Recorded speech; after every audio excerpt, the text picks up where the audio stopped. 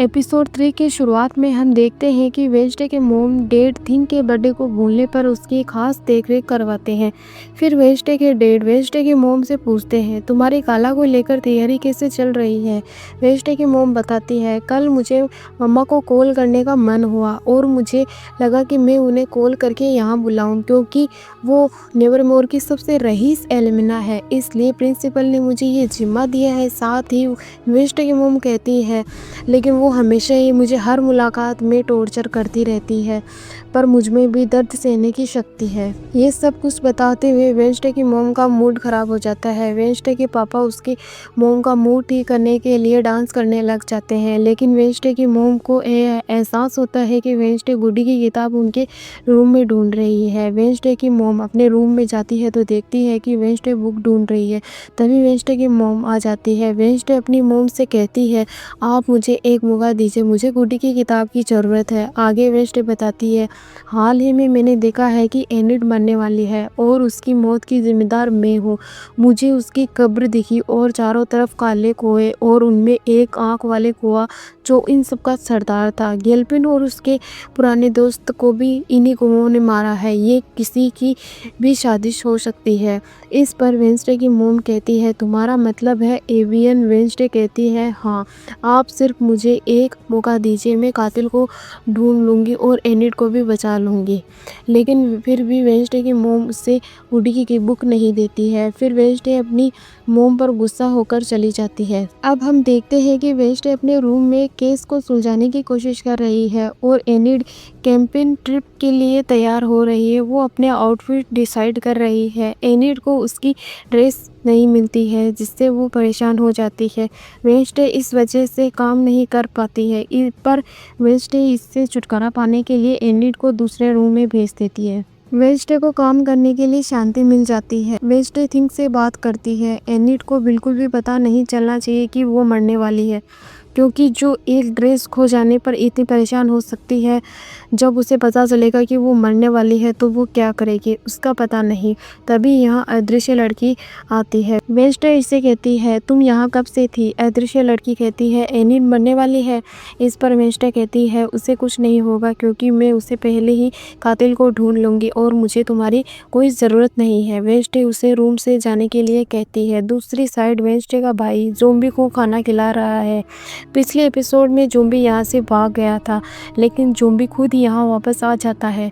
Wednesday के भाई का दोस्त जब ज़ॉम्बी के दिमाग को देखता है तो उसे पता चलता है कि ज़ॉम्बी रिकवर हो रहा है। ये इसलिए हुआ है क्योंकि ज़ॉम्बी ने उस ड्राइवर को खाया था। ड्राइवर को खाने की वजह से उसका शरीर धीरे धीरे ठीक हो रहा है। दूसरी साइड पर हम देखते हैं कि गेलपिन को श्रद्धांजलि दी जा रही है। श्रद्धांजलि के वक्त डॉक्टर फेयरबर्न और एक लेडी पुलिस ऑफिसर होती है और वेंसडे भी यहाँ आ जाती है। पुलिस ऑफिसर वेंसडे से पूछती है, तुम टायलर से मिलने के लिए विल हॉल गई थी, वो तुम्हारी कोई हेल्प नहीं करने वाला है, बस तुम्हें उलझाए रखेगा।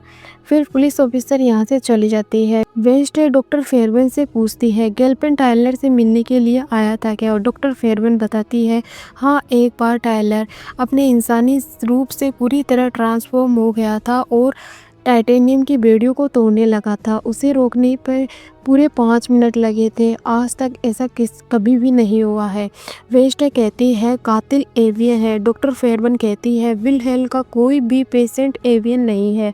फिर सीन बियंका पर जाता है, जहां वो एक होटल में जाती है और रिसेप्शन लेडी पर सायरन सॉन्ग का यूज करके उसकी मोम के रूम में चली जाती है। बियंका अपनी मोम को समझाती है, जो कुछ हुआ वो हो गया, अब आपको उस आदमी से दूर रहना होगा, जैसे मैं कहती हूँ वैसा करना होगा। दरअसल बियंका की मोम का एक आदमी ने फायदा उठाया और उसके साथ बुरा किया, जिससे अब पुलिस ढूंढ रही है। बियंका अपनी मोम को कहती है, मैं आपको कुछ नहीं होने दूंगी। दूसरी साइड वेंसडे कातिल तक पहुंचने की कोशिश कर रही है। वेंसडे अदृश्य लड़की के पास जाती है और उससे पूछती है, तुमने गेलपिन के फ़ोन को अनलॉक कैसे किया था। अदृश्य लड़की के साथ एक और लड़की होती है जो अपना रूप बदल सकती है। वो लड़की गेलपिन बन जाती है। वेंसडे गेलपिन के फ़ोन को अनलॉक कर देती है।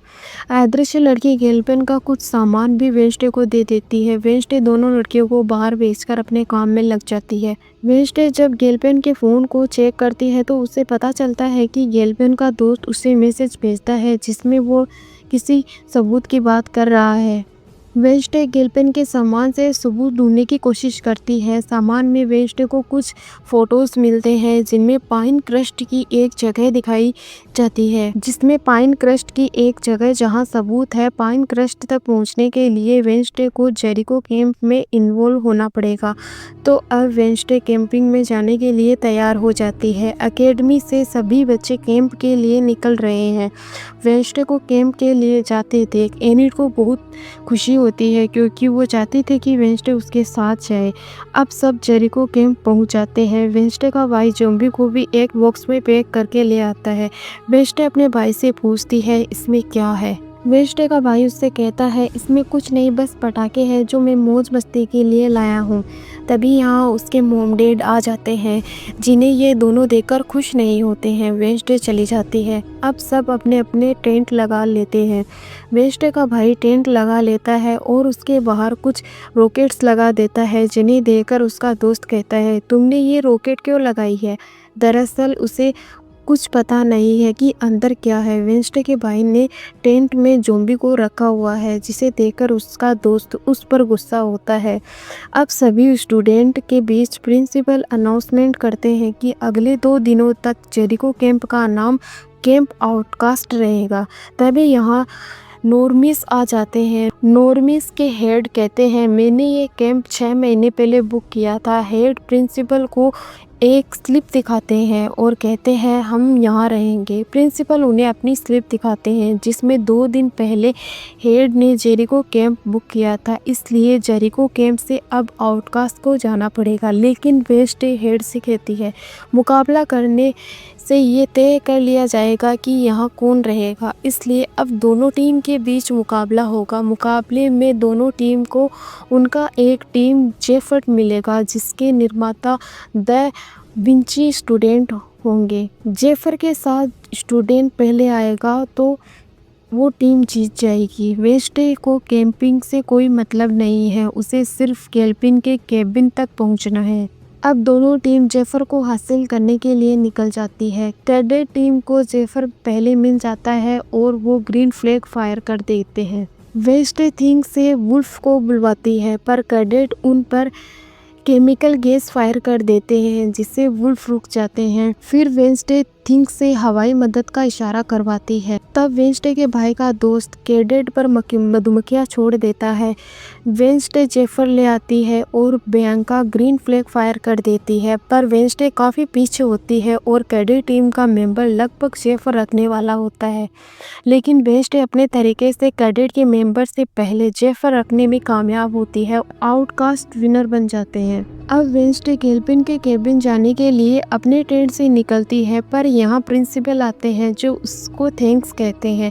वेंसडे यहाँ से चली जाती है। इधर कैडेट टीम के हेड अपनी टीम को जेरिको पर चोरी छुपे कब्जा करने के लिए तैयार कर रहे हैं। आउटकास्ट एंजॉय कर रहे हैं। अब वेंसडे गेलपिन के केबिन तक पहुंच जाती है। वेंसडे को यहाँ उन लोगों के फोटो मिलते हैं जिनकी श्रद्धांजलियाँ हो चुकी है और वो ये सब विल हेल के पेशेंट है।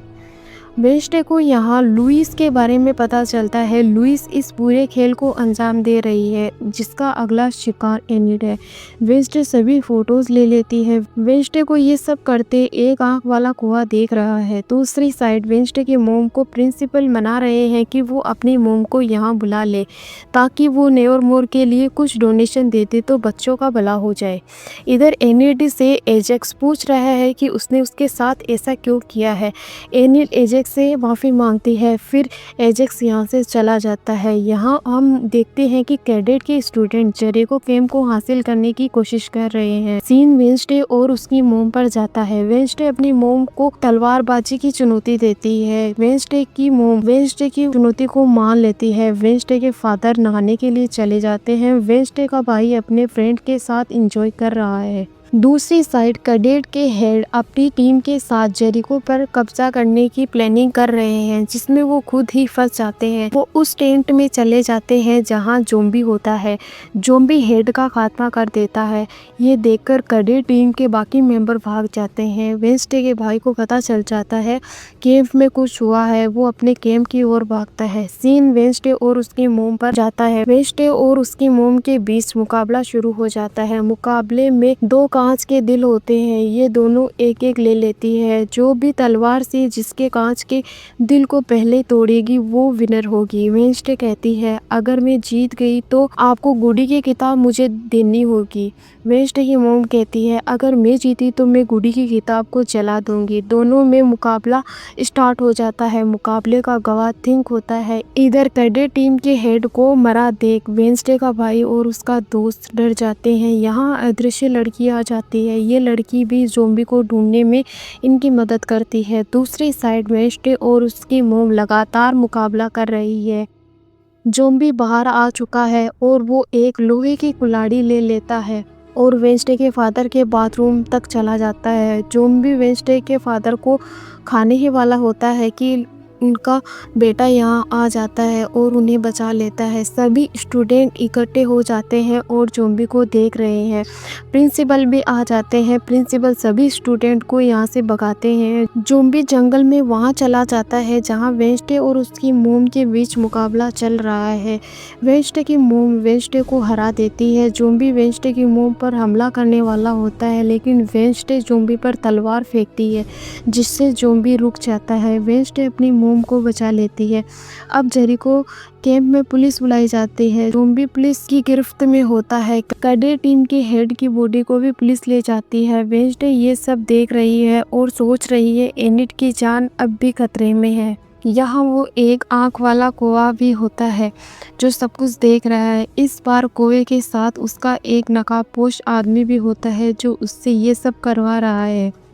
अब कुछ वक्त बाद वेंसडे एकेडमी में होती है। वेंसडे को अब लुइस को ढूंढना है।